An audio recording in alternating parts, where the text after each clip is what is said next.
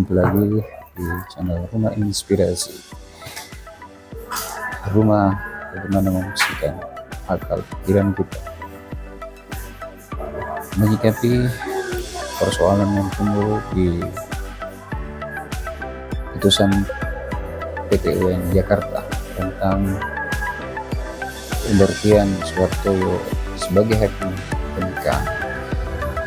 Merupakan sebuah keputusan yang sangat kontroversi yang telah diambil oleh Majelis Hakim PT UN Jakarta, sehingga muncul banyak reaksi dari pakar-pakar hukum di seluruh Indonesia berkomentar tentang adanya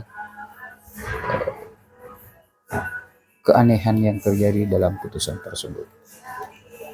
Sehingga dalam persoalan ini kami melihat sama halnya dengan para pakar tersebut berpendapat bahwa sesungguhnya banyak kejanggalan yang terjadi dan keanehan yang terjadi dalam putusan tersebut, di mana objek sengketa yang seharusnya menjadi pokok perkara adalah putusan MK, namun yang ternyata yang dibahas dalam persidangan tersebut atau yang digugat atau yang menjadi objek sengketa adalah putusan MK itu sendiri, sehingga terkesan ada hal yang bernuansa politis dalam pengendalian hukum, yang dimana nuansa politis itu sangat mempengaruhi, sehingga banyak para ahli hukum tata negara seperti Prof. Mahfud MD atau Fahri itu berpendapat bahwa ada satu hal yang sangat dikritisi, bahwa putusan tersebut mengabulkan sebagian, hanya mengabulkan sebagian, yaitu membatalkan Dr. Suhartoyo sebagai hakim ketua MK, namun di sisi lain Anwar Usman tidak diberi kesempatan untuk menduduki jabatan ketua hakim MK kembali. Jadi itulah yang menjadi dasar dari persoalan ini, dan akan diulas oleh teman-teman kami berpendapat tentang adanya hal keanehan dalam putusan PT UN nomor 604 ini, sehingga teman-teman kami akan memberikan tanggapan-tanggapan lain yang akan dimulai dari teman kami yang pertama. Mungkin hanya itu, kita akan ulas lebih jauh nanti melalui debat dengan melihat substansi dan memaparkan substansi dari persoalan tersebut. Sekian dan banyak terima kasih. Jumpa lagi di channel Rumah Inspirasi. Assalamualaikum warahmatullahi wabarakatuh. Assalamualaikum warahmatullahi wabarakatuh. Kami dari kelompok kontra akan membacakan mengenai pendapat tentang kasus pemberhentian Anwar Usman sebagai Hakim Ketua Mahkamah Konstitusi. Ferry mengatakan, pengangkatan Suhartoyo sebagai Ketua Mahkamah Konstitusi berdasarkan amanat dari putusan Majelis Kehormatan Mahkamah Konstitusi. Hal itu juga terkait sanksi pelanggaran etik yang dilakukan Anwar Usman, yang kemudian ditindaklanjuti melalui putusan Mahkamah Konstitusi. Intervensi melalui putusan Peradilan Tata Usaha Negara dengan upaya mengembalikan marwah Anwar Usman dan menggagalkan proses pencalonan Suhartoyo menjadi ketua. Kejanggalan lain dalam putusan PT UN menurut Ferry adalah meski Anwar putusan PT UN Jakarta membatalkan putusan Mahkamah Konstitusi tentang pengangkatan Suhartoyo sebagai pimpinan, tetapi di sisi lain putusan itu tidak mengabulkan Anwar Usman untuk kembali menjabat sebagai Ketua Mahkamah Konstitusi. Di sisi lain, putusan ini juga mengatakan tidak mengabulkan upaya mengembalikan posisi ketua dari Anwar Usman. Jadi Anwar Usman dikembalikan posisinya, marwahnya menggagalkan Suhartoyo. Tetapi dia tidak boleh juga kembali menjadi ketua. Perkumpulan Pemilu untuk Demokrasi Perludem Fadli Ramadhanil mengatakan, tindakan Hakim Konstitusi Anwar Usman yang menggugat putusan Majelis Kehormatan Mahkamah Konstitusi atau MK-MK tentang pengangkatan Soehartoyo menjadi ketua MK adalah hal memalukan. Menurut Fadli, Anwar harus menyadari bahwa seorang hakim konstitusi sudah berada pada level negarawan yang tidak lagi memburu jabatan, mempersoalkan jabatan ketua atas pelanggaran etik yang telah dia lakukan. Jadi ini bukan lagi soal kesalahan dalam proses administrasi, tapi ini pemburuan jabatan ketua MK oleh seorang pelanggaran etik yang penuh dengan nepotisme. Tindakan Anwar Usman yang menggugat putusan MK-MK ke Pengadilan Tata Usaha Negara atau PT-UN adalah hal uang aneh. Anwar meminta agar pengangkatan Soehartoyo sebagai penerusnya dibatalkan. Padahal saat pengangkatan Soehartoyo sebagai ketua, Anwar masih menjabat sebagai hakim konstitusi. Tentunya masih ada andilnya. Anwar juga pernah menyatakan bahwa jabatan adalah amanat Tuhan, dan justru Anwar memperlihatkan kehausannya terhadap jabatan. Putusan Pengadilan Tata Usaha Negara atau PT-UN Jakarta yang mengabulkan sebagai gugatan mantan Ketua Mahkamah Konstitusi MK Anwar Usman dianggap janggal.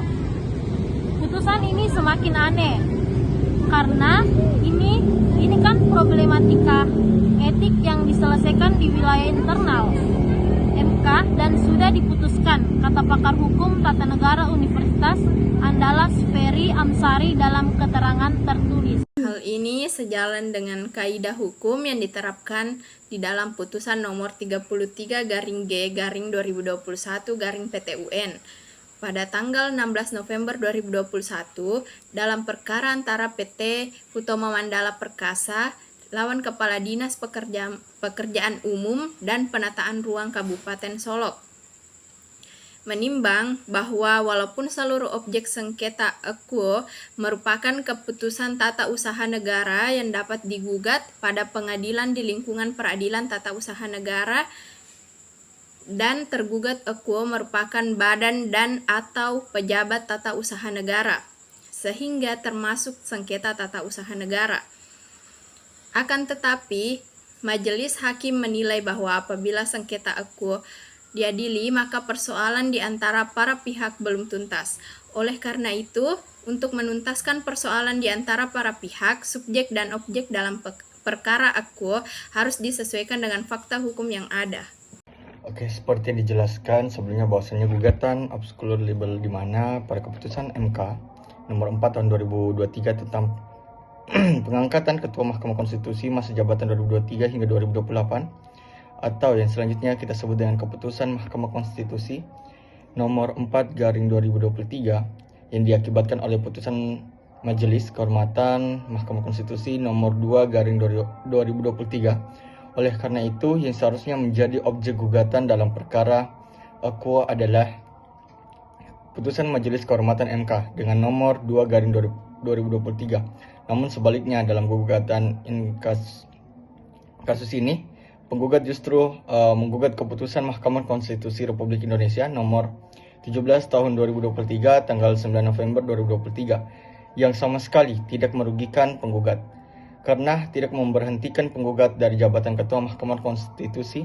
Oleh karena itu, gugatan penggugat akuo nyata telah salah objek. Demikian. Bahwa faktanya di dalam gugatan akuo, penggugat sama sekali tidak meminta kepada majelis hakim untuk membatalkan ataupun menyatakan batal putusan Majelis Kehormatan MK nomor 2/2023, sehingga oleh karenanya putusan Majelis Kehormatan MK nomor 2/2023 akan tetap berlaku mengikat dan berakibat hukum bagi penggugat. Sehingga keputusan Hakim PT-UN Jakarta dalam memutus perkara ini terkesan bernuansa politis dan pesanan. di mana kita melihat dalam fundamental potensi Anwar Usman dalam gugatannya, semua faktanya tidak berdasar dan beralasan. Keputusan Mahkamah Konstitusi nomor 4 2023 yang diakibatkan oleh putusan Majelis Kehormatan MK nomor 2 2023, gugatan tidak jelas kabur menurut hukum obsur liber, tidak menjelaskan secara rinci prosedur yang berlaku seperti apa dan bagian dari prosedur yang mana yang dilanggar, tidak meminta kepada majelis hakim untuk membatalkan ataupun menyatakan batal putusan Majelis Kehormatan MK nomor 2 2023, sehingga oleh karenanya putusan Majelis Kehormatan MK nomor 2 2023 akan tetap berlaku mengikat dan berakibat hukum bagi Anwar Usman, sehingga MK menjadi rendakan dan kehilangan marwah dan terkesan memihak dalam meloloskan salah satu pasangan calon presiden dengan putusan 90 yang meloloskan keluarga dari Anwar Usman, dan akibat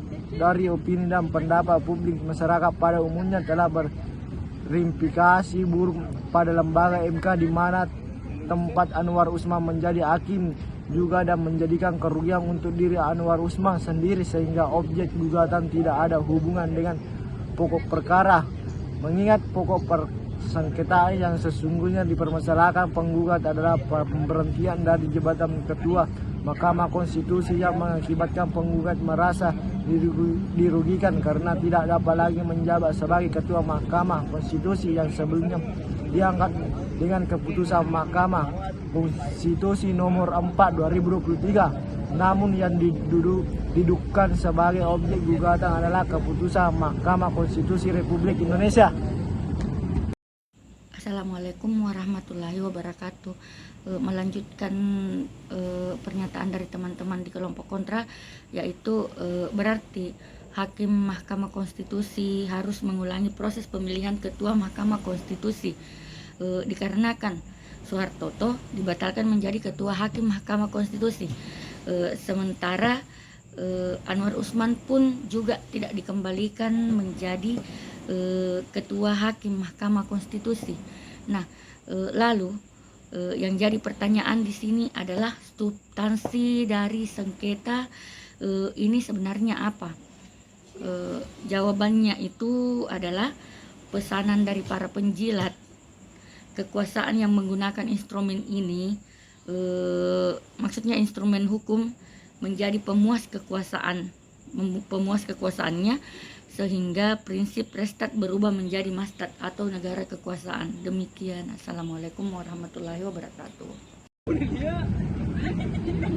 Nomor 17 tahun 2023 tanggal 9 November 2023 tentang pengangkatan Ketua Mahkamah Konstitusi masa jabatan 2023 sampai 2028, dan bukan putusan Majelis Kehormatan MK nomor 2 tahun 2023, sehingga permohonan penundaan yang diminatkan oleh penggugat terhadap pelaksanaan objek gugatan adalah salah satu objek sehingga tidak ada relevansinya serta tidak ada urgensi yang mendesak sehingga patut dan beralasan hukum untuk ditolak kekosongan jabatan Ketua Mahkamah Konstitusi atau vacuum of power.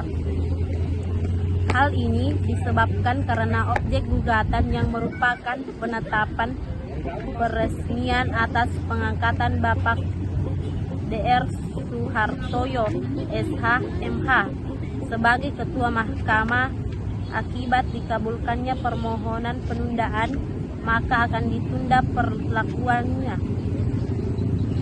Sementara di sisi lain, Bapak Prof. Dr. Anwar Usman SH MH juga tidak dapat serta mereka kembali menduduki jabatan Ketua Mahkamah karena terganjal keputusan Majelis Kehormatan MK nomor 2 tahun 2023 yang memberhentikan dirinya dari jabatan Ketua Mahkamah Konstitusi dan secara mutatis Tandis juga mencabut keputusan Mahkamah Konstitusi nomor 4 tahun 2023 yang merupakan dasar pengangkatan penggugat sebagai Ketua Mahkamah Konstitusi, di mana keputusan tersebut bersifat final dan mengikat serta tidak pernah dibatalkan.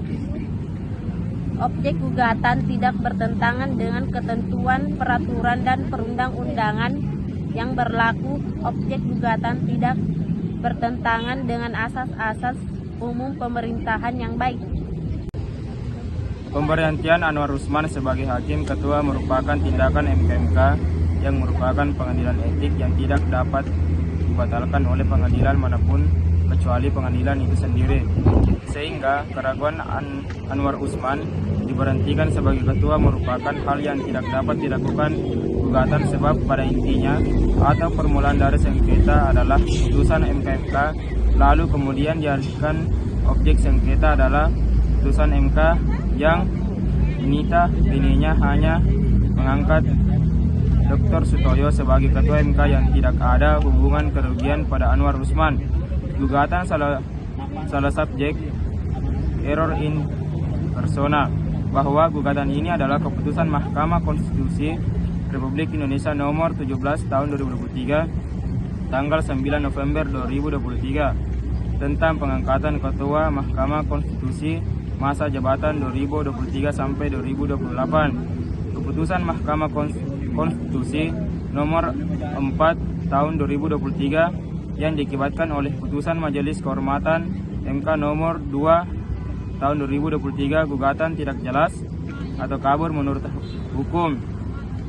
Obscure libel, tidak menjelaskan secara rinci prosedur yang berlaku seperti apa dan bagian dari prosedur yang mana yang dilanggar.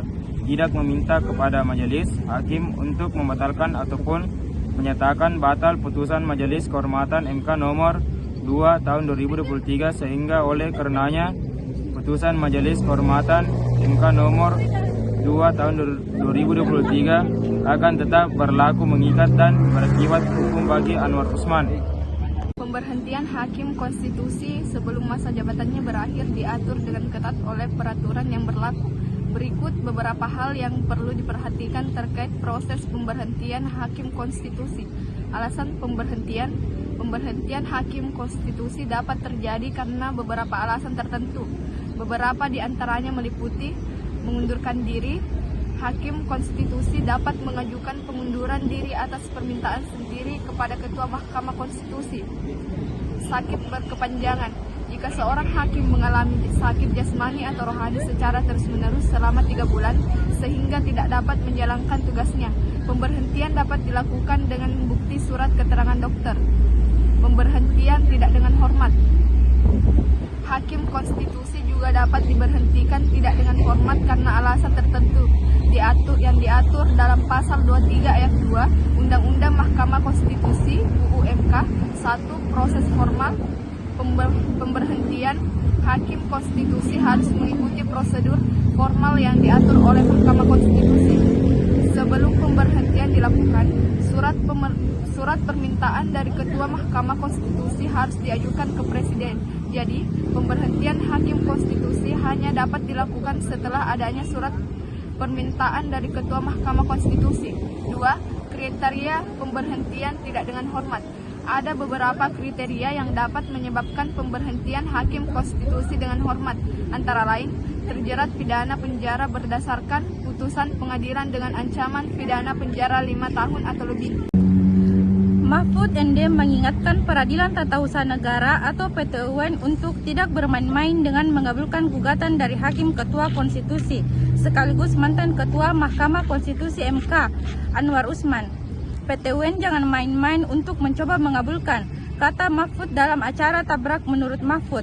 PT UN tidak bisa mengabulkan gugatan Anwar Usman yang meminta keputusan pengangkatan Soehartoyo sebagai ketua baru MK dinyatakan tidak sah. Mahfud juga menceritakan gugatan Anwar Usman untuk membandingkannya dengan putusan Dewan Kehormatan Penyelenggara Pemilu DKPP mengenai pelanggaran kode etik oleh Komisi Pemilihan Umum KPU RI yang tidak mempengaruhi pencalonan Gibran Rakabuming Raka sebagai cawapres. Sama dengan soal kasus Mahkamah Konstitusi, pembuatan keputusannya itu melanggar etika yang sangat berat, sehingga Mas Gibran lolos dengan cara melanggar etika. Tetapi menurut konstitusi, oke, tetap jalan, tetapi yang dihukum adalah siapa yang melanggar, ujarnya. Dalam pokok perkara mengabulkan gugatan penggugat untuk seluruhnya, menyatakan batal atau tidak sah keputusan Mahkamah Konstitusi nomor 17 tahun 2023 tanggal 9 November 2023 tentang pengangkatan Ketua Mahkamah Konstitusi masa jabatan 2023 sampai 2028. Pertama, kata Ferry, MK adalah salah satu puncak kekuasaan kehakiman. Menurutnya, tidak lumrah jika puncak kekuasaan kehakiman, termasuk putusan Majelis Kehormatan MK, dikoreksi peradilan yang tingkatnya lebih rendah seperti PT UN. Oke teman-teman, Assalamualaikum warahmatullahi wabarakatuh. Terkait dengan tugas hukum PT UN terkait dengan pro dan kontra, maka saya mengambil kontra. Kenapa? Karena berdasarkan putusan Hakim PT UN Jakarta tentunya menanding kontroversi. Meskipun secara umum semua dapat memanfaatkan, semua dapat menafsirkan kompetensi peradilan yang memeriksa perkara sengketa tersebut, di mana penggugat Bapak Anwar Usman tentunya berhak untuk mendalilkan apa yang dianggap sebagai pelanggaran tata negara.